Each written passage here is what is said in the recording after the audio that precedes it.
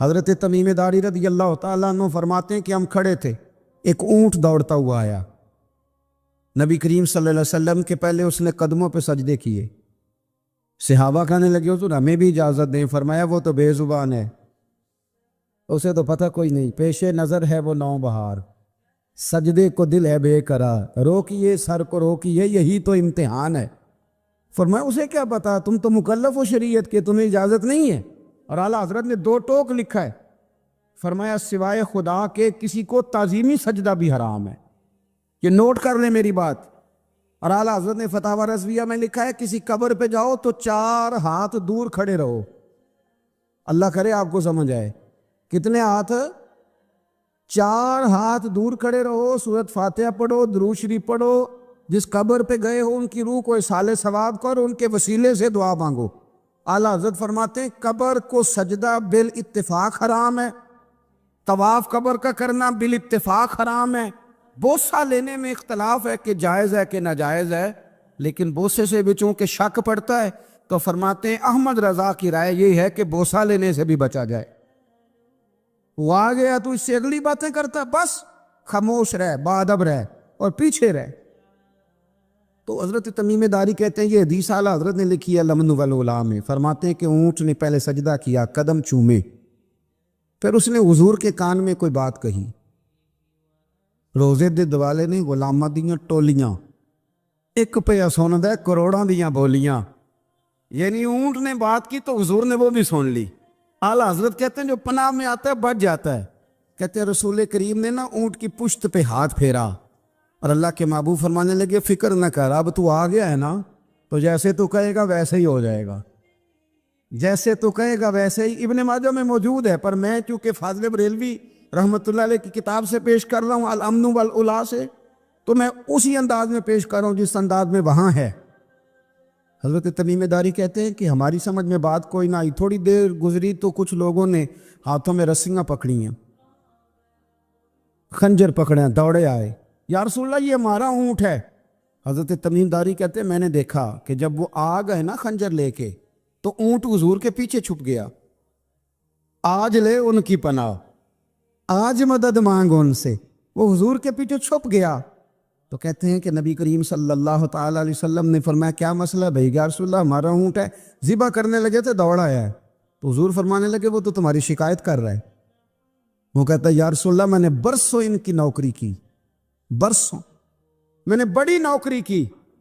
صحیح کہتا ہے یا رسول اللہ؟ ٹھیک کہتا ہے حضور، اب بوڑھا ہو گیا ہوں، تھوڑا زیادہ بوجھ نہیں اٹھا سکتا، تو مجھے ذبح کر کے کھانا چاہتے ہیں، میں مرنا نہیں چاہتا۔ نبی کریم فرمانے لگے اچھے لوگ یہ صلہ دیتے ہیں، اور نے عرض کی حضور آپ حکم کر دیں، ہم اس کو چھوڑ دیتے ہیں یا رسول اللہ، نہیں ذبح کریں گے، خدمت کریں گے۔ حضور فرمانے لگے نہیں، اب میرے پاس آیا ہے نا، اب میں نے واپس نہیں کرنا، آج ہو گیا ہے، آج لے ان کی پناہ، آج مدد مانگ ان سے، آج ہو گیا یا رسول اللہ پھر رکھ لیں۔ حضور نے فرمایا نہیں بھائی پیسے بتاؤ کتنے؟ یا رسول اللہ نہیں نہیں کچھ نہیں۔ نبی کریم علیہ السلام نے فرمایا نہیں، بتاؤ کتنے، بتاؤ کتنے؟ انہوں نے کہا حضور ایک دفعہ ریٹ لگایا تھا تو 100 دینار لگا تھا۔ حضور نے فرمایا بلال دے دو 100 دینار، 100 دینار دے دیا۔ اعلیٰ حضرت فرماتے ہیں دیکھو ان کی پناہ میں آنے کی برکتیں کتنی ہیں۔ ان سے کہا تم جاؤ، وہ چلے گئے۔ حضور نے پشت پہ ہاتھ پھیرا، فرمایا جا تو آزاد ہے۔ حضرت تمیم داری کہتے ہیں وہ پہلے گیا پھر پلٹ کے آیا، اس نے نبی پاک کے کان میں کو بات کی، کئی باتیں کی، پر میں ایک بات کرتا ہوں، کئی باتیں کی، ایک بات کی تو حضور رو پڑے، اونٹ چلا گیا۔ ہم نے عرض کی حضور یہ کیا کہہ گیا ہے؟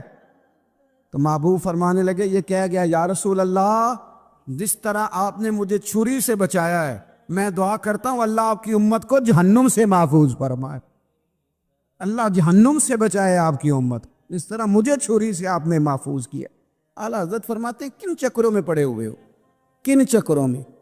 حضرت ابو بکر صدیق نے پانی مانگا تو لوگوں نے دودھ دیا، فرمایا پیچھے کرو، ابو بکر نے نعمتیں چھوڑ دیے۔ اب ابو بکر وہ والا کام کرتا ہے جو رسول پاک نے کیا ہے، فرمایا نہ دودھ شاید پیش نہ کرو، جو مانگتا ہوں بس وہ دو۔ حضرت ابو بکر صدیق نے بڑے مالدار تھے، حضرت عمر فاروق رضی اللہ تعالیٰ عنہ کے پاس صحابہ کرام جمع ہو کے آئے، کون سا ایسا شخص ہے جس کی تنخواہ میں اضافہ ہو جائے؟ تو لوگ کہتے ہیں نہیں نہیں مجھے نہیں چاہیے، پر ہم نے وہ لوگ دیکھے ہیں۔ حاجی صادق صاحب کو مسجد والوں نے کہا 1000 روپیہ تنخواہ بڑھانی ہے، تو حاجی صاحب کہنے لگے میرا بڑا سونا گزارا ہوتا ہے، مینوں نہیں بڑے دے۔ حضرت سیدنا عمر فاروق رضی اللہ تو صحابہ اکٹھے ہو کے گئے، کہنے لگے عمر حضور کے زمانے میں بظاہر غربت رہی، جناب صدیق اکبر کے زمانے میں غربت، اب تو بڑی ریل پیل ہے، بحرین سے لاکھوں کا مال آتا ہے، آپ کو بڑے بڑے سفیر ملنے آتے ہیں، پر آپ وہی پرانا کرتا اور وہی طامت جو کئی جگہ سے سی آپ نے کئی جگہ سے پھٹی۔ اور حضرت عمر ایک دن عید کی نماز پڑھانے گئے تھے تو ننگے پیر ہی چلے گئے۔ لوگوں نے کہا جوتا، فرمایا ٹوٹ گیا تھا یار، پہننے کے قابل نہیں تھا، فرمایا ننگے پیر آ گئے ہو، لوگ کیا کہیں گے؟ فرمایا چھوڑو، عمر کے پاؤں ننگے ہیں لیکن عمر کے کردار میں تو کوئی شک نہیں نا، پیر ہی ننگے ہیں نا، کیا ہوا؟ چھوڑو اس بات، کوئی پیار نہیں دنیا داری سے، دولت سے، کوئی چکر ہی نہیں۔ حضرت سیدنا عمر فاروق رضی اللہ تعالیٰ عنہ کو صحابہ نے اکٹھے ہو کے کہا، یہ ہے امت کے بیدار ہونے کے طریقے جو عرض کر رہا ہوں۔ کہا جناب آپ اب بڑا مال غنیمت ہے، اور جس طرح ہر صحابی کا حصہ ہے آپ کا بھی حصہ ہے، تو ایک نیا کرتا ہی ڈال لیں آپ خرید کے۔ اب جب مشورہ ہو گیا صحابہ میں تو کہنے لگے عمر سے بات کون کرے گا؟ نیا کرتا پہننے کی عمر سے بات کس کو برا لگتا ہے جی؟ نیا کرتا کون بات کرے گا؟ حضرت سیدنا علی المرتضیٰ کا انتخاب ہوا، کہنے لگے مولا علی کی بڑی عزت کرتے ہیں، ان سے بڑا پیار کرتے ہیں، ان سے بات کرتے۔ تو حضرت علی کو بلایا گیا، عرض کی حضور مہربانی فرمائیں، حضرت عمر سے کہے نئے کرتے کے لیے، آپ فرمانے لگے عمر میری بڑی قدر کرتا ہے، بڑی بات سنتا ہے، پر یہ والا کام نہیں میں عمر سے کہہ سکتا، یہ کسی اور سے کہو۔ تو کہنے لگے آپ رہنمائی کر دے، کس کو کہیں؟ تو جناب علی المرتضیٰ فرمانے لگے اگر حضرت عائشہ صدیقہ سے کہو گے تو عمر فوراً مان جائے گا، وہ مومنوں کی ماں ہے۔ صحابہ حضرت عائشہ کے پاس، اماں جی عمر کو بلائیں، ان کو کہیں بڑے بڑے سفیر آئے ہوتے ہیں، وہی پرانے کپڑے پہن کے بیٹھ جاتے ہیں۔ اللہ اکبر، حضرت عائشہ نے پیغام بھیجا، فرمایا عمر کو بلاؤ۔ عمر فاروق دوڑے ہوئے آئے، پردے کے پیچھے حضرت عائشہ کے پاس گھٹنوں کے بل، اماں جی دیر تو نہیں کر آیا میں آنے میں؟ حکم ہو، حضور کے گھر سے پیغام آیا، بڑے بڑے سفیروں کو چھوڑ کے بھاگے۔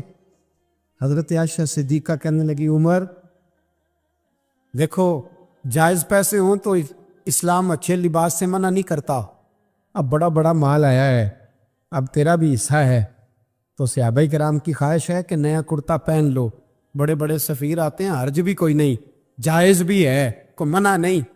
حضرت عمر نے گردن جھکا، جی اماں جی، جی اماں جی، جی اماں جی۔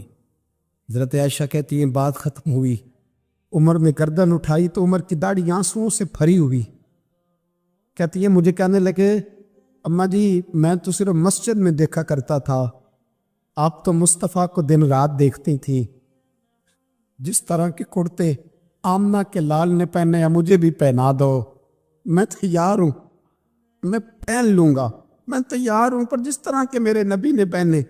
حضرت عائشہ کہتی ہے میں پھوٹ کے روئی، میرا پلو آنسوؤں سے بھر گیا۔ فرماتی ہیں میں عمر کی بات سنتی گئی تو میرا پلو آنسوؤں سے، میں نے کہا عمر تو جا، تو ٹھیک ہے۔ فرماتی ہے عمر فاروق سلام کر کے اٹھے، امیر المومنین چلے گئے، اس کونے میں صحابہ چھپے ہوئے تھے، وہ آئے، کہا اماں جی کیا بات ہوئی؟ تو میں پھر رو پڑی۔ میں نے کہا کیا بتاؤں، تمہیں پرانے کرتے نظر آتے ہیں، اسے محمد عربی کے جلوے نظر آتے ہیں، اسے رسول اللہ کا رنگ نظر آتا ہے، اسے وہ غلامی نظر آتی ہے۔ عمر کو دنیا سے پیار، اور دنیا سے پیار نہیں تھا، دعا پتہ کیا تھی؟ یوں جھولی اٹھا کے اللہ مرزقنا شہادتن فی سبیلک وجعل موت فی بلد حبیبک، اللہ عمر کو بسترے والی موت نہ دینا، موت شہادت کی دینا، پر میں میدان میں جا کے نہیں مرنا چاہتا، مجھے رسول اللہ کے شہر میں موت چاہیے، باہر جا کے نہیں، یہی میدان لگے مدینے میں، یہی موت آئے، اسباب بنا، میں مدینہ بھی نہیں چھوڑنا چاہتا۔ او بھائی ان لوگوں کو نہیں پیار تھا، جناب صدیق اکبر کا وصال ہوا تو زہر کے اثر سے، وہ جو آپ کو زہر لگا تھا، بعض مفسرین نے لکھا ہے کبھی کبھی وہ جو سانپ نے ڈسا تھا تو کبھی کبھی اس کا اثر آتا تھا، بس اللہ نے شہادت دینی تھی کبھی کبھی، ورنہ تو بڑی شفائیں تھیں۔ حضرت عمر شہید، حضرت عثمان، جناب علی، امام حسن، امام حسین، علی اکبر، علی اصغر، حضرت عباس، حضرت سعد بن معاذ، حضرت امیر حمزہ، مصعب بن عمیر۔ میرے محبوب نے تو لسٹ بنائی شہیدوں کی، لسٹ بنائی شہیدوں کی۔ شہادت سے پیار کیا رسول اللہ صلی اللہ علیہ وسلم کے غلاموں نے، پیار کیا شہادت سے، اسی لیے تو کافر اٹھ نہیں سکا کہ شہادت سے حضرت سعد بن معاذ رضی اللہ تعالیٰ عنہ کو زخم لگ گیا، جنگ سے زندہ آ گئے لیکن زخم ہے، رو کے کہنے لگے محبوبہ سارے شہید ہو گئے، میں ایسے ہی رہ گیا۔ حضور نے فرمایا نہیں، رب تجھے بھی شہادت کی موت ہی عطا فرمائے گا۔ اسی زخم میں پردہ ہو گیا۔ میرے بھائی، حضرت عمر بن جموح رضی اللہ تعالیٰ عنہ 4 بیٹے لے کے احد کے میدان میں آئے، کہا محبوبہ میرے 4 ہی تھے، میں سارے لے آیا ہوں، سارے ہی قبول ہے؟ فرمایا ٹھیک ہے۔ پھر خود بھی زرہ پہن لی، ایک ٹانگ سے لنگڑے تھے، ٹانگ چھوٹی تھی۔ حضور نے فرمایا تو نے کیوں لباس پہن لیا ہے؟ کہا حضور میں نے بھی تو جہاد پہ جانا ہے نا۔ تو حضور نے فرمایا تیرے 4 بیٹے جو جا رہے ہیں، تو کہا یا رسول اللہ کیا لنگڑے جنت میں نہیں جا سکتے؟ حضور لنگڑے اللہ کو قبول نہیں، میں نہیں جا سکتا۔ تو میرے نبی پاک صلی اللہ علیہ وسلم نے فرمایا نہیں، جنت تو تیرا انتظار کر رہی ہے۔ کہا حضور پھر میں بھی جاؤں گا، بچے جائیں گے تو میں بھی جاؤں گا۔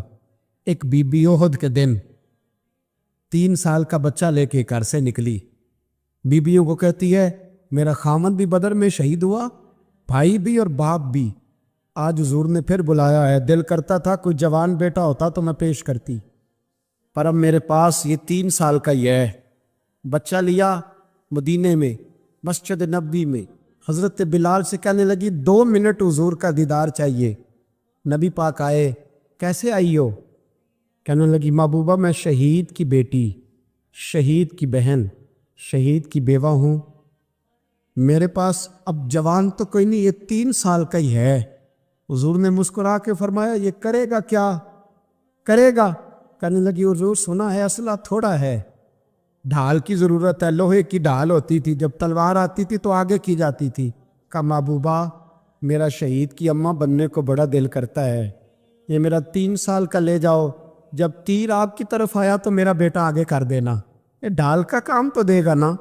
ہنستے ہوئے محبوب کی آنکھوں میں آنسو آئے، بچے کو پکڑ کے سینے سے لگایا، ماتھا چوما، فرمایا جا تیرے ساتھ وعدہ ہے، قیامت کے دن تجھے شہید کی اماں کہہ کے ہی پکارا جائے گا، وعدہ ہے تیرے ساتھ تجھے شہید کی۔ میرے بھائی مرنے کو دل ہی نہیں مسلمان۔ میرے نبی پاک صلی اللہ علیہ وسلم نے فرمایا جس کے دل میں کبھی شہادت کی آرزو پیدا نہیں ہوئی، اس کے سینے میں دھڑکنے والا دل مومن کا ہے ہی نہیں، وہ تو منافق ہے۔ جو کبھی دین کے رستے میں شہید ہونے کو، میرے بھائیوں دین کو بڑی ضرورت ہے، بڑی ضرورت، بڑی۔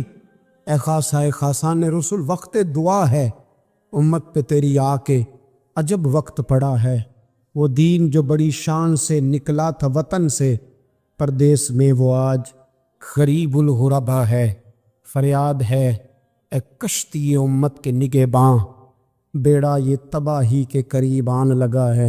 اور ایک شاعر قلم توڑ گیا، کہنے لگا تجھ سے فریاد ہے اے گنبد خضرا والی، تجھ سے فریاد ہے اے گنبد خضرا والے، کعبے والوں کو ستاتے ہیں کلیسا والے، تجھ سے فریاد ہے اے گنبد خضرا۔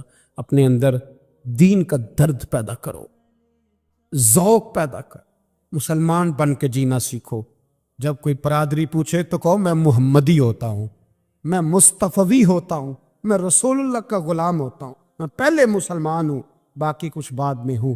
خدا را اپنے گھر میں پردہ کراؤ، خدا را رزق حلال کھاؤ، اگر پردے نہ ہو رزق حلال نہ ہو تو جذبہ جہاد پیدا نہیں ہوتا۔ خدا را اپنے اندر انقلاب برپا کرو، دین کے لیے جینا سیکھو۔ دین بڑا تڑپتا ہے، دین بڑا روتا ہے۔ رسول اللہ آج تجارت کرنے والے ملتے ہیں، آج سیاست کرنے والے ملتے ہیں، دین والے نہیں ملتے، دین کے درد والے نہیں ملتے۔ اپیل ہے آپ سے، آج رات 2 نفل پڑھ کے اور کچھ نہ ہو سکے تو مسلمانوں کے لیے دعا ضرور کر دینا، ان کے لیے دعا ضرور کر دینا، اپنے آپ کو بیدار کرو۔ بھئی ہم تو آج تک اس لیے ڈر رہے ہیں کہ ہمارا چہرہ ہی نبی پاک جیسا نہیں بن سکا، تو داڑھی رکھنے میں بھی ہم ڈرتے ہیں، نمازی بننے، مسجد آباد کرنے میں، مسلمان کہلانے میں بھی تک خوف ہے۔ تو بتلاؤ نا، اس سے آگے بات کب چلے گی؟ جہاد کی بات تو بڑی آگے جا کے ہے۔ بدل جاؤ، رسول اللہ کا غلام بن کے جینا سیکھو، نبی پاک صلی اللہ علیہ وسلم کی غلامی کا پٹا اپنے گلے میں ڈالو۔ یہی امام حسین کی سوچ ہے، یہی امام علی مقام کا پیغام ہے، اس کو کبھی فراموش نہ کرنا۔ امام حسین ہمیں بتا گئے سارا کچھ لٹ جائے پر دین کے اندر کوئی نقص واقعہ نہ ہونے پائے، کوئی شرابی، کوئی بے ایمان، کوئی لٹیرا کبھی اس کے سپورٹر نہ بننا۔ پیسوں کی پناہ لیتے ہو، عہدوں کے پیچھے چھپتے ہو، دولت کے پیچھے چھپتے ہو، تعلقات کے پیچھے چھپتے ہو، پر میں مصیبت آئے گی تو یہ سارے ہٹ جائیں گے۔ اگر پناہ لینی ہے تو مدینے والے محبوب کی پناہ لو، دروازے رسول پہ آؤ، نبی کریم کی بارگاہ میں جھکو، حضور سے پیار کرو۔ اعلیٰ حضرت فرماتے ہیں محبوب کا ادب کرو، رسول اللہ کی غلامی کرو۔ فرماتے ہیں پھر کے گلی گلی تباہ، ٹھوکریں سب کی کھائے کیوں، دل کو جو عقل دے خدا تو تیری گلی سے جائے کیوں۔ اور فرمانے لگے جان ہے عشق مصطفیٰ، روز فزوں کرے خدا، جس کو ہو درد کا مزہ وہ ناز دوا اٹھائے کیوں، جس کو ہو درد کا مزہ وہ ناز دوا اٹھائے کیوں۔ انہوں نے محبوب کریم کی محبت کا پیغام دیا، صحابہ کی محبت کا، بولیے، صحابہ کی محبت کا۔ ہمارے چینل کو لائک کریں، سبسکرائب کریں اور مزید ہمیں کمنٹ سیکشن میں بتائیں کہ آپ کس طرح کی ویڈیوز دیکھنا پسند کرتے ہیں۔ جزاک اللہ۔ پوری کتاب لکھی حضرت صدیق اکبر جناب عمر کے فضائل پر، اور مزے کی بات یہ ہے کہ اعلیٰ حضرت نے اردو شاعروں میں سے کسی کو توفیق نہیں ہوئی حضور کو شہنشاہ کہنے کی۔ اعلیٰ حضرت نے کہا میرے نبی شہنشاہ۔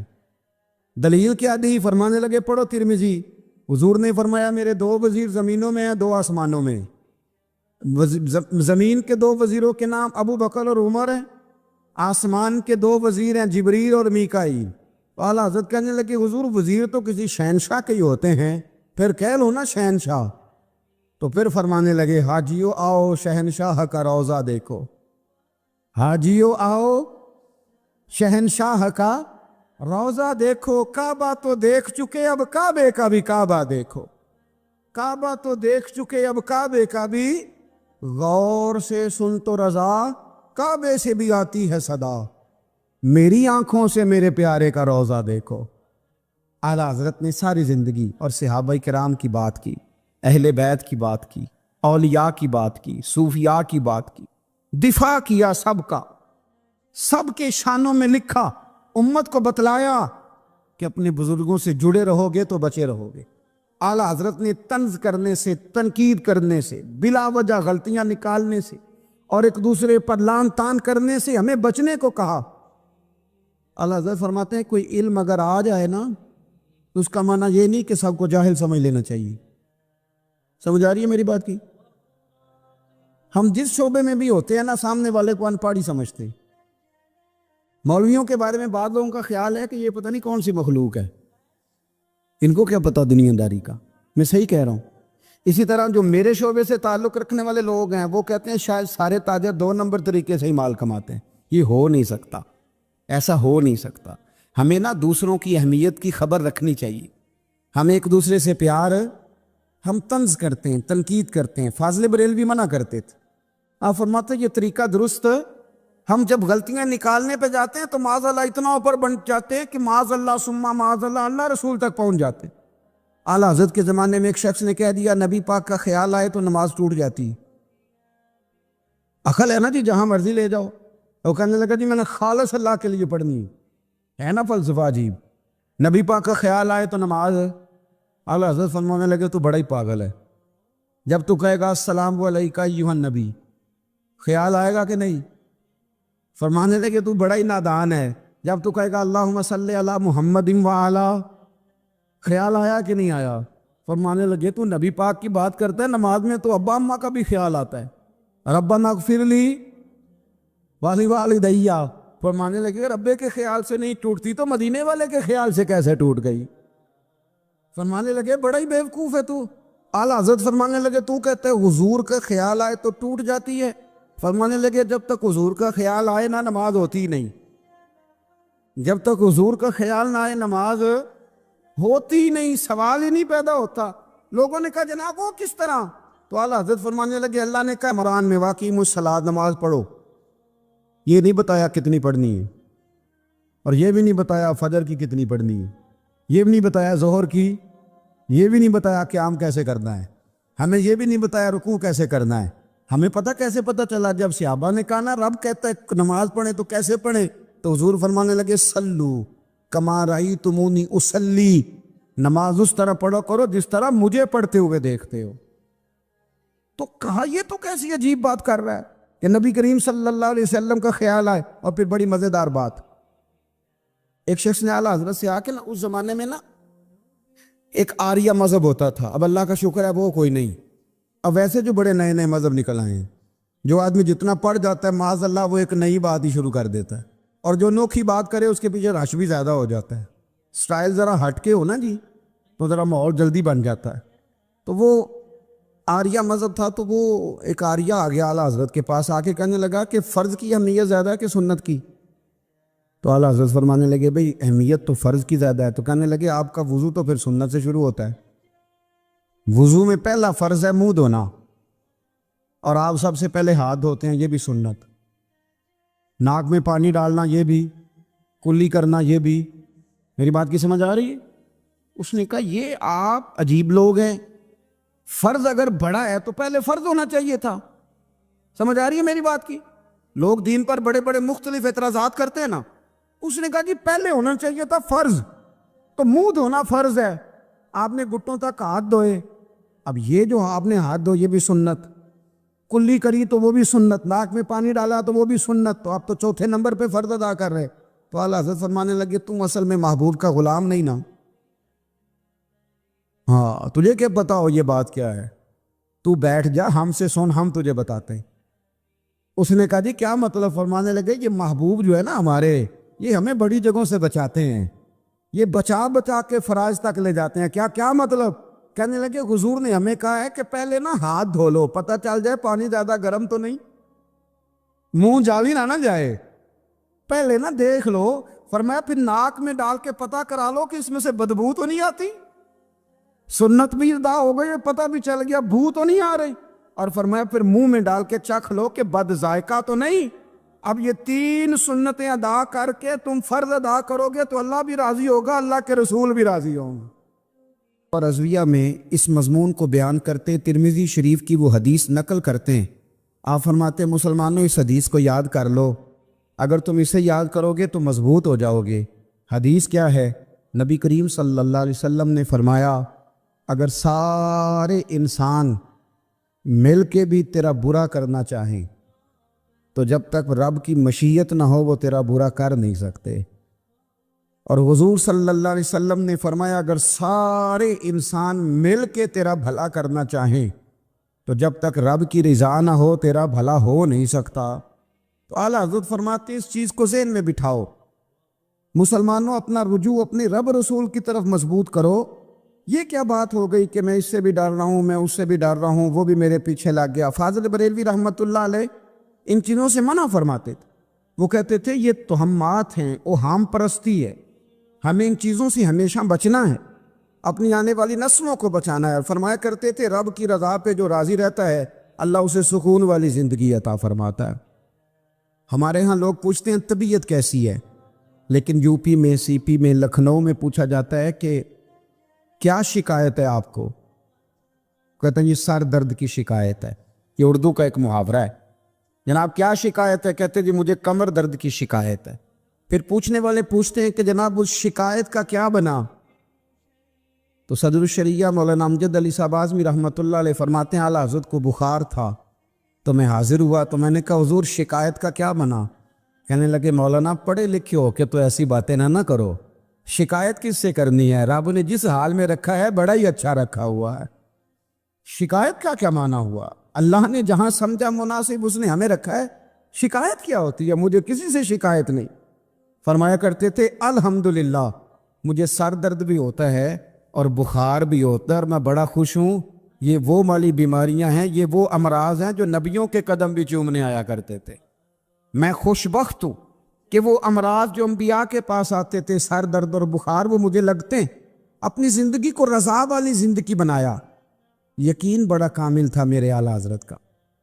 امام غزالی نے حدیث لکھی ہے، نبی کریم صلی اللہ علیہ وسلم نے فرمایا ہے یقین اس طرح سیکھا کرو جس طرح تم قرآن سیکھتے ہو۔ آج میرے دور کا سب سے بڑا مسئلہ یقین کی کمزوری ہے۔ مسلمان کچی پکی سوچیں سوچتا ہے، کمزور کمزور جملے بولتا ہے، اس کو دنیا داروں کے وعدوں پر اعتماد جلدی ہوتا ہے، لیکن معاذ اللہ اللہ رسول کے وعدوں کے بارے میں یہ کئی دفعہ شکوک کا شکار ہوتا ہے۔ اسے سمجھنا چاہیے۔ فاضل بریلوی ایک پختہ یقین والی شخصیت تھے، پختہ یقین والی۔ بریلی شریف کے دائیں بائیں طاعون کا مرض پھیل گیا تو اعلیٰ حضرت فرماتے ہیں میرے منہ میں بھی کچھ گلٹیاں نکل آئیں، تو بعض لوگوں نے کہا شاید آپ کو بھی طاعون ہو گیا ہے۔ اعلیٰ حضرت رحمۃ اللہ علیہ فرماتے ہیں جو سب سے بہترین طبیب تھا وہ لایا گیا، اس نے میرا منہ دیکھ کے گلٹیاں دیکھ کے کہا خو آپ کو تو طاعون کا مرض ہو گیا ہے۔ تو اعلیٰ حضرت فرمانے لگے مجھے ساری بیماریاں لگ سکتی ہیں، یہ نہیں لگ سکتی۔ اس نے کہا حکیم میں ہوں کہ آپ ہیں؟ فرمایا نہیں آپ ہی ہیں، پر یہ بیماری مجھے نہیں لگ سکتی، یہ مجھے ہو نہیں سکتی۔ اس نے اصرار کیا تو اعلیٰ حضرت رحمۃ اللہ تعالی علیہ اس کو کہنے لگے میاں تو جو مرضی کر لیکن مجھے طاعون کا مرض نہیں ہو سکتا، یہ بات طے ہے۔ وہ ناراض ہو کے چلا گیا۔ اب طاعون کی جو گلٹیاں ہوتی تھی نا وہ بڑے بڑے مہینوں نہیں جاتی تھی، تکلیف رہتی تھی۔ اعلیٰ حضرت کہتے ہیں میں نے اسی رات نا تھوڑی سی کالی مرچوں کا سفوف بنایا اور مسواک میں رکھ کے جب منہ کے اندر چھڑکا تو تھوڑا سا خون نکلا اور میرا منہ بالکل ٹھیک ہو گیا۔ سویرے میں نے کہا بلاؤ نا اپنے حکیم کو جو کہتا تھا طاعون ہو گیا ہے۔ تو لوگ کہنے لگے حضور آپ کو ویسے کیسے پتا تھا طاعون نہیں ہے؟ فرمانے لگے پتہ اس طرح تھا کہ اللہ کے رسول صلی اللہ علیہ وسلم نے ایک دعا ارشاد فرمائی ہے، فرمایا کسی مریض کو دیکھ کے پڑھ لو الحمدللہ الذی مما ابتلاک بہ وفضلنی علی کثیر ممن خلق تفضیلا۔ حضور نے فرمایا کسی بیمار کو دیکھ کے، مصیبت والے کو دیکھ کے یہ دعا پڑھو، تم اس مصیبت میں شکار نہیں ہوں گے۔ فرمانے لگے میں نے طاعون کے مریض کو دیکھ کے دعا پڑھ لی تھی، تارے ٹوٹ سکتے ہیں، چاند گر سکتا ہے، سورج اپنی جگہ چھوڑ سکتا ہے، پر مدینے والے محبوب کی بات غلط نہیں ہو سکتی۔ یہ میرا یقین کامل ہے، ساڈے نبی دی زبان ساڈے واسطے قرآن، یہ بات غلط ہو سکتی؟ مضبوط یقین فاضل بریلوی کا، مضبوط نظریات۔ اعلیٰ حضرت رحمۃ اللہ تعالی علیہ سے کسی نے کہا آپ کس طرح کے مومن ہیں، کس طرح کے مومن ہیں؟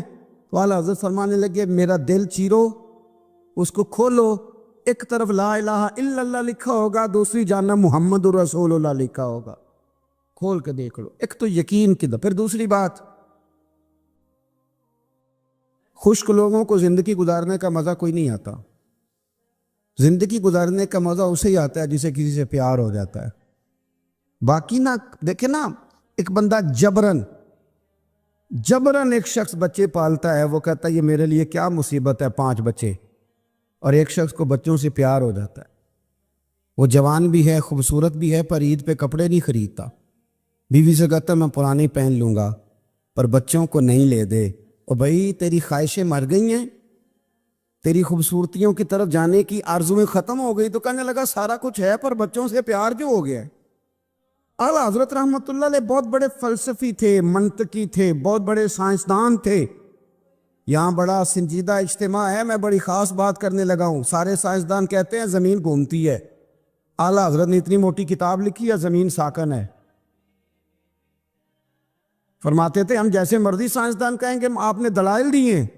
آپ فرماتے ہیں جب نبی کریم علیہ السلام کی حدیث مسلم شریف میں موجود ہے کہ جب اللہ نے زمین کو پیدا کیا زمین کانپنے لگی تو اللہ نے پہاڑوں کو میخیں بنا کے، قلعے بنا کے اندر لگا دیا تو زمین ٹھہر گئی۔ فرمانے لگے جب مصطفیٰ کریم نے کہہ دیا ٹھہر گئی ہے تو سارے سائنسدان بھی کہیں تو ہم ماننے کو تیار نہیں کہ گھومتی ہے۔ انہوں نے دلائل دیے۔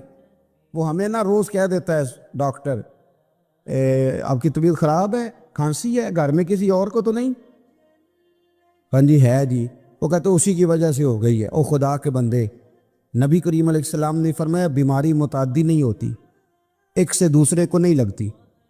اور بڑے سادے انداز میں مسلم کی حدیث ہے، ایک صحابی نے کہا یا رسول اللہ میرے اونٹ کو اس اونٹ سے خارش پڑ گئی ہے، تو اللہ کے رسول فرمانے لگے تیرے اونٹ کو تو اس سے پڑی ہے، تو اس کو کہاں سے پڑی تھی؟ کہنے لگا جی وہ تو قدرتی معاملہ ہے، تو حضور فرمانے لگے یہ بھی قدرتی معاملہ ہے۔ اب ہمیں جو مرضی، اعلیٰ حضرت کے زمانے میں لوگوں نے کہا کشش ثقل ہے، زمین اپنی طرف چیزوں کو کھینچتی ہے، دلیل کیا ہے؟ وہ کہنے لگے جی سیب گرتا ہے تو زمین پہ، آم گرتا ہے درخت سے تو زمین پہ، امرود گرتا ہے تو، انار گرتا ہے تو زمین میں کشش ہے، کھینچ لیتی ہے۔ اعلیٰ حضرت فرمانے لگے شاباش، سائنسدان جو کہیں گے ہم مانیں گے۔ فرمانے لگے زمین نے آدھا کلو کا سیب کھینچ لیا ہے، 1.5 پاؤ کا انار کھینچ لیا ہے، پر ہم نے غبارے میں 1.5 چھٹانگ ہوا بھر دیا، وہ تو زمین سے کھینچا نہیں گیا۔ یہ کس قسم کی کش سے ثقل ہے؟ یہ بھی 2 سال پہلے ڈاکٹر عبدالقدیر خان کا مضمون چھپا تھا روزنامہ جنگ میں۔ وہ کہتا ہے مجھے وہ مولوی چاہیے تھا جس کے پاس قرآن حدیث بھی ہو اور سائنس کے علوم بھی ہوں۔ کہتا میں نے زمانے کے دروازے کھٹکھٹائے، پھر میں پہنچا بریلی کے امام کے پاس، اور کہتا ہے وہاں جا کے نہ میں ٹھہر گیا ہوں، اس لیے کہ مجھے قرآن و سنت کا نور بھی ملا ہے اور مجھے سائنس کے رموز بھی ملے ہیں۔ یہ واحد شخص ہے جو دین کو سائنس کا پابند نہیں کرتا، بلکہ سائنس کو مدینے والے کا غلام بناتا ہے، مدینے والے کا غلام بناتے۔ تو اعلیٰ حضرت فرمانے لگے عجیب فلسفہ ہے نا جی، آم کھینچ لیا اس نے، سیب کھینچ لیا، امرود کھینچ لیا، پر اس سے 1.5 چھٹانگ والا غبارہ۔ تو لوگوں نے کہا حضور پھر مسئلہ کیا ہے؟ آپ فرمانے لگے مسئلہ یہ ہے کہ ہر چیز اپنی اصل کی طرف لوٹ جاتی ہے، ہر چیز اپنی، سیب امرود انار زمین سے پیدا ہوتے ہیں تو زمین پہ گرتے ہیں، ہوا کی اصل اوپر ہے، اس لیے جب غبارے میں ہوا بھریں گے تو ہوا اس کو اوپر لے جائے، ہاں جب اس سے ہوا نکل جائے گی تو پھر غبارہ جو جس کی اصل ہوتی ہے ادھر لوٹ جاتا ہے۔ انسان مٹی سے بنا ہے تو جاتا کہاں ہے؟ مٹی نہ تے مٹی رہنا ہی ایویں کا دی بلے بلے، اج مٹی دے اتے بندے آتے کل مٹی دے تھلے۔ تو اعلیٰ حضرت رحمت اللہ تعالی علیہ نے نا اپنے سارے علوم کو نبی پاک کا غلام بنا دیا۔ آپ فرمایا کرتے تھے آج لے ان کی پناہ، آج مدد مانگ ان سے، کل نہ مانیں گے قیامت میں اگر مان گیا۔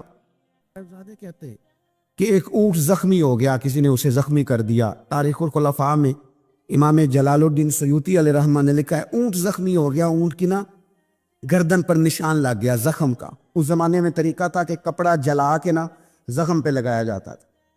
حضرت عمر فاروق رضی اللہ تعالیٰ عنہ نا، اب 60 سال عمر ہے، بوڑھے آدمی ہے، جسمانی طور پر بھی کمزوری آ جاتی ہے عمر کے حساب سے، اونٹ کی نکیل کے ساتھ پہلے اسے باندھا، پھر وہ کپڑا جلایا، پھر اپنے ہاتھوں سے اونٹ کا وہ جو زخم تھا نا اس پر وہ کپڑا ڈالنے لگے، اس کو ٹھیک کرنے لگے۔ تو صاحبزادے آگے بڑھے، وہ کہنے لگے ابا جی یہ اونٹ ہے اور آپ اس کے زخم کو چھیڑ رہے ہیں، وہ آپ کو تکلیف بھی پہنچا سکتا ہے، تو یہ آپ 2-3 غلاموں کے ذمہ لگا دیں، وہ اس کے زخم پر دوائی مرہم پٹی کر دیں گے، یہ آپ کو کاٹ ہی نہ لے۔ تو کہتے ہیں حضرت عمر فاروق نے میری بات کو جھٹکا، فرمانے لگے پیچھے ہٹ جا، حکومت میری ہے کہ غلاموں کی ہے؟ ذمہ داری میری ہے کہ غلاموں کی ہے؟ فرمایا پتر میں تو ڈر رہا ہوں کہ کہیں یہ اونٹ کی قیامت میں میری شکایت نہ کر دے، یہ میری شکایت نہ کر دے کہ اللہ میں بیمار ہو گیا، زخم لگ گیا، حکومت عمر کی تھی اور کسی نے مجھے پوچھا ہی نہیں۔ میرے دوستو احساس ذمہ داری اب یقین کریں نکل گئی، ہم لاؤبالی لوگ ہیں، لاؤبالی۔ میں کبھی سفر کرتا ہوں بہت زیادہ، تو میرے جو ڈرائیور حضرات ہوتے ہیں وہ میرے ساتھ وقت گزارنا خاصا مشکل کام ہے، اس لیے کہ میں گاڑی مجھے چلانی نہیں آتی پر چلواتا اپنی مرضی کی ہوں، تو ان کی خواہش ہوتی ہے کہ میٹر پہ نظر نہ پڑے پیر صاحب کی۔ تو میں پچھلی سیٹ پہ بیٹھتا ہوں تو میں اس ترتیب سے بیٹھتا ہوں کہ مجھے پتہ چل جائے کہ میٹر اب کہاں پہنچا ہے، اس لیے کہ مجھے پتہ ہے خدا نہ خواستہ کسی جگہ کوئی معاملہ ہوگا نا، اور میں بچوں کو بتاتا رہتا ہوں۔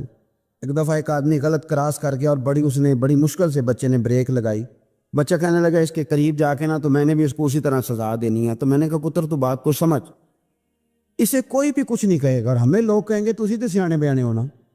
ہمیں اپنی ذمہ داریوں کا احساس کرنا چاہیے۔ جب ہم غیر ذمہ دار کسی جگہ بھی ہو جاتے ہیں تو حالات خراب ہو جاتے ہیں۔ حضرت فاروق اعظم رضی اللہ تعالیٰ نا چھوٹی چھوٹی باتوں کا خیال کرتے، لیکن نا امام مسجد، میں روز امام مسجد کے حقوق بیان کرتا ہوں، لیکن مجھے مسجدوں کے ائمہ سے شکوہ بھی ہے، وہ اپنے نمازیوں کا نہیں خیال کرتے، ان کی طبیعت کا نہیں لحاظ کرتے۔ ہم اگر تھوڑا سا لحاظ کریں ائمہ مساجد نمازیوں کا، نبی پاک علیہ السلام نے فرمایا کہ میرا دل کرتا ہے میں لمبی نماز پڑھاؤں، لیکن پھر مجھے خیال آتا ہے کہ پیچھے بوڑھے بھی ہیں، بیمار بھی ہیں، بچے بھی ہیں۔ میرا دل کرتا ہے لیکن میں لوگوں کی تکلیف کو دیکھتے ہوئے نماز مختصر پڑھاتا ہوں۔ ائمہ مساجد اگر تھوڑا سا غور کریں، پیار کریں لوگوں کے ساتھ، تو مسجد کے اندر ایک خوبصورتی والا ماحول، یار میرا مطلب ہے کچھ بندے ایسے ہوتے ہیں جو بیچارے غصہ کسی اور کا ہوتا ہے نکالتے مسجد آ کے ہوتے ہیں، تو گھر میں بھی تو دادا ابو کئی دفعہ اس طرح کاری لیتے ہیں نا۔ تو تھوڑا سا اگر ظرف بڑا ہو، حوصلہ ذرا بڑا ہو، آپ کو ہنسنا آتا ہو۔ نبی پاک صلی اللہ علیہ وسلم اکیلے بیٹھتے تھے تو متفکر بیٹھتے، اکیلے ہوتے تھے تو سوچتے تھے، اکیلے ہوتے تھے تو سوچتے، میری بات پہ غور کرنا، اکیلے ہوتے تھے تو سوچتے تھے، اور جب لوگوں کے بیچ بیٹھتے تھے تو ہنستے تھے۔ لوگوں کے بیچ آ کے منہ نہیں بنانا، وہ اکیلے آپ فکر کریں، غور کریں جو مرضی۔ اکیلے بیٹھتے تھے تو حضور تفکر کرتے تھے، لوگوں میں آتے تھے تو مسکرا کے آتے تھے۔ تو حضرت عمر فاروق اب 24 لاکھ مربع میل کا حکمران اور ہزاروں لوگ جس کے پیچھے نماز پڑھیں، وہ ایک ایک بندے کا خیال کرے، ممکن نہیں ہوتا۔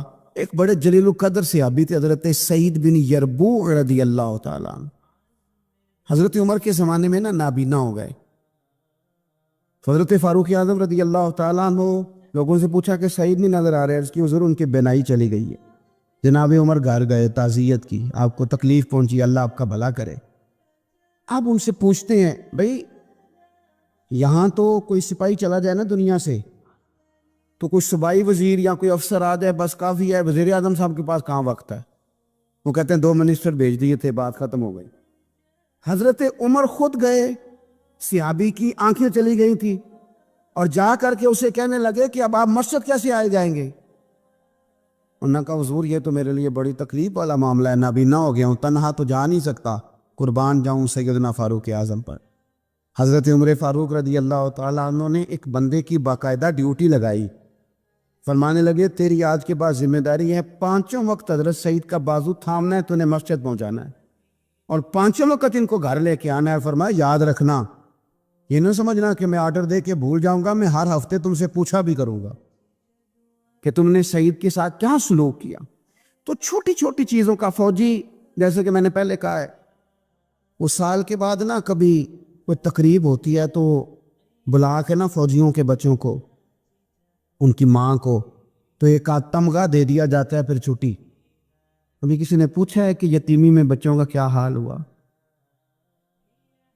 کبھی کسی نے پوچھا ہے کہ پھر پیچھے کیا حالات ہیں؟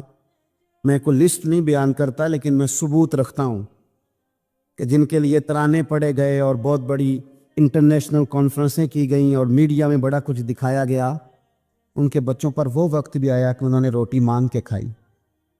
یہ فوٹو سیشن کرانا آسان کام ہے، لیکن ان کا خیال رکھنا یہ مشکل کام ہے، مشکل کام ہے۔ بھیج دیا کسی کو، وزیر کو، جا چیک دیا جا کے شہید کی بیوہ کو، وہ فلاں آدمی پولیس میں شہید ہو گیا، تو وہ بیوہ بعد میں بتا رہی ہے کہ وہ چیک میں نے 5 دفعہ بینک بھیجا ہے، وہ کیش ہی نہیں ہوتا، کیونکہ فوٹو تو آ گئی، بات تو ختم ہو گئی۔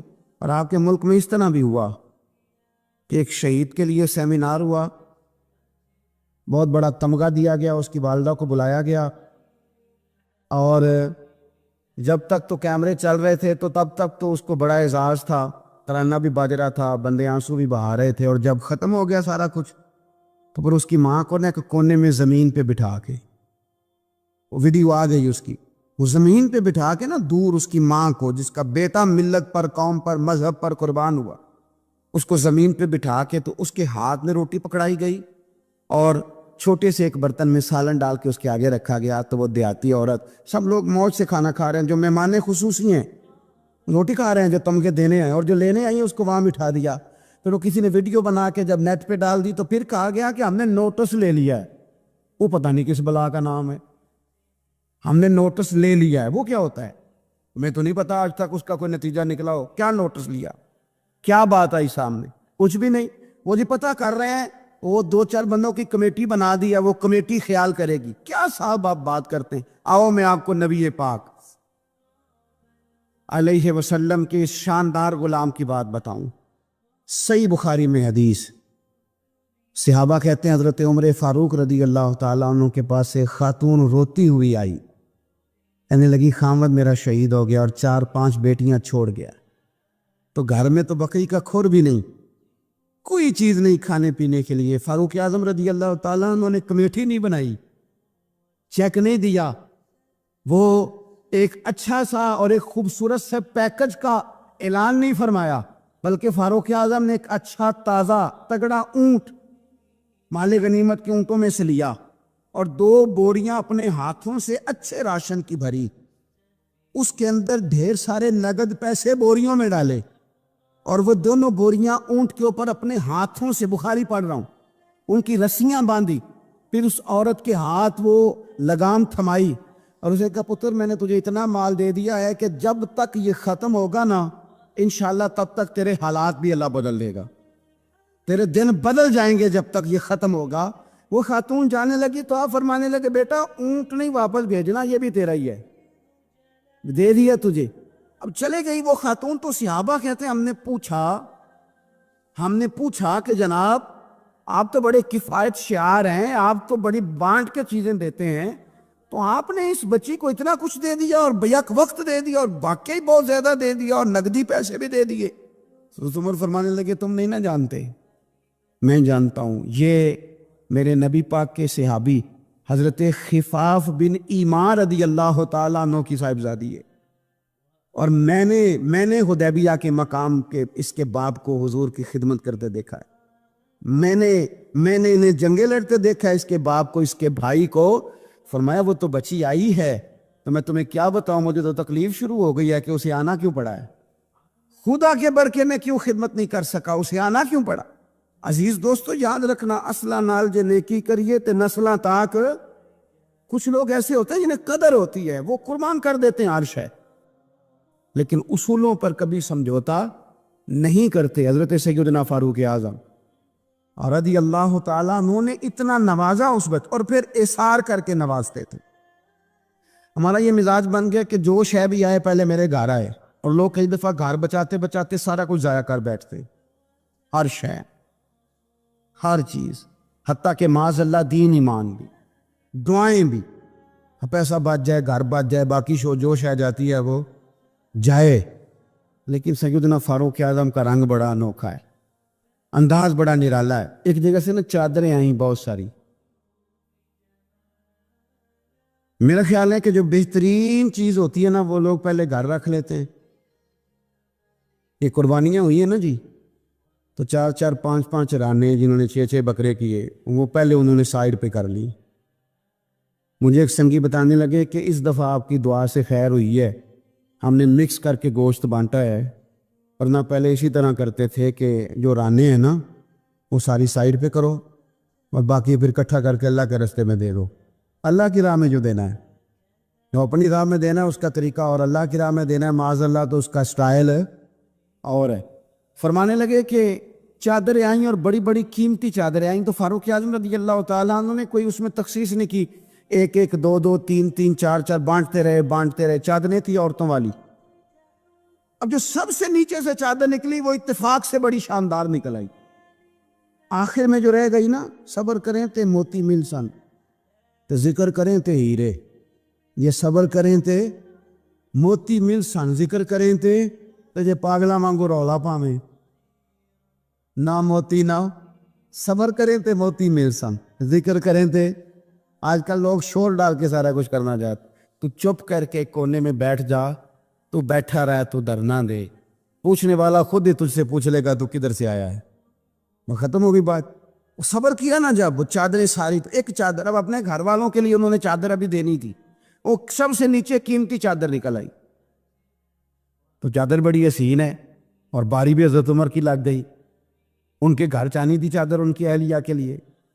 تو ایک صحابی کہنے لگے یہ آپ کی زوجہ جناب ام کلثوم رضی اللہ تعالی عنہا پر بڑی جچے گی چادر, بڑی حسین ہے, اور یہ خاتون اول کو بڑی جچے گی. تو حضرت عمر کہنے لگے ام سلیت رضی اللہ تعالی عنہا ایک خاتون ہے, یہ چادر انہیں دوں گا.